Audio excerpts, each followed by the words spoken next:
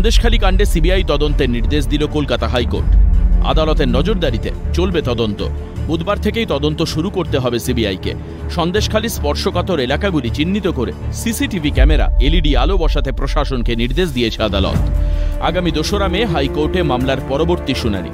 জমি দখলের অভিযোগের যথাযথ অনুসন্ধান এবং তদন্ত করে সেই দিন আদালতে রিপোর্ট জমা দেবে সিবিআই। খুশি সন্দেশখালী। আমরা খুবই খুশি। রাজ্য প্রশাসন চাই না, আমরা রাজ্য পুলিশ চাই। আদালতের এই নির্দেশকে গ্রাহ্যের মধ্যেই আনছে না তৃণমূল কংগ্রেস। দেখুন, সিবিআইকে দিয়ে দেওয়া মানে সত্যবাদী যুধিষ্ঠিরের হাতে চলে গেল এবং সেখানে ন্যায় বিচার হবে এরকম ভাবার তো কোনো কারণ নেই। সন্দেশখালীতে জমি লুট হয়েছে, ফেরি দখল হয়েছে মহিলাদের সম্মান লুট। সন্দেশখালীর মাটিতে দাঁড়িয়ে যখন শাহজাহানদের কুকীর্তির বিরুদ্ধে সরব ছিলেন মহিলারা, তখনও পার্থ ভৌমিকরা বলেছিলেন জমি ছাড়া কোনো অভিযোগ নেই। সন্দেশখালীতে নারীর সম্মানহানির কথা এখনো পর্যন্ত মানছেন না মুখ্যমন্ত্রীও। সন্দেশখালী নিয়ে বলছেন, চোরের মায়ের বড় গলা। সন্দেশখালীতে জমি জমা নিয়ে কিছু গন্ডগোল হয়েছিল, আমাদের পুলিশ অ্যারেস্ট করেছে।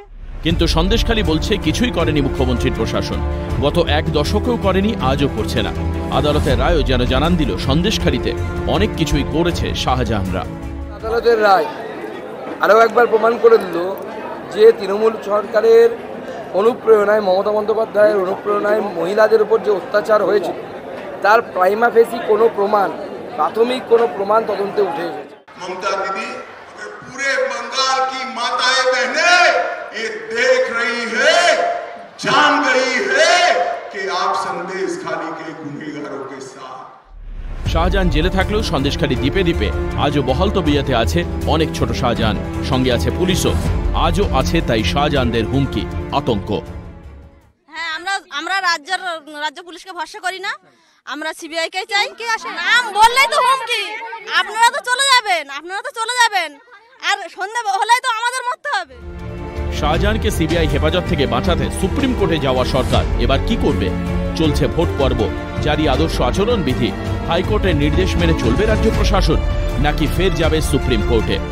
নিয়োগ দুর্নীতি কাণ্ডে যে রাজ্যের মুখ্য সচিব আদালতকে ভোট দেখাতে পারে, সেই মুখ্য সচিবের উপর কি আদৌ ভরসা রাখছে সন্দেশখালী? ভোট পর্বের সুবিধা নেবেন না তো মুখ্যমন্ত্রী? হাইকোর্টের নির্দেশকে চ্যালেঞ্জ করে সুপ্রিম কোর্টে যেতে পারে নবান্ন। মুখ্যমন্ত্রী সাফাই দেবেন সিদ্ধান্ত প্রশাসনের। কোন পথে হাঁটবে নবান্ন? থাকবে কি সন্দেশখালী নির্যাতিতা রেখা পাত্রদের পাশে, নাকি ফের শাহজাহানদের বাঁচাতে দেখা যাবে নবান্নের তৎপরতা? এখন সেটাই দেখার। ক্যালকাটা নিউজ।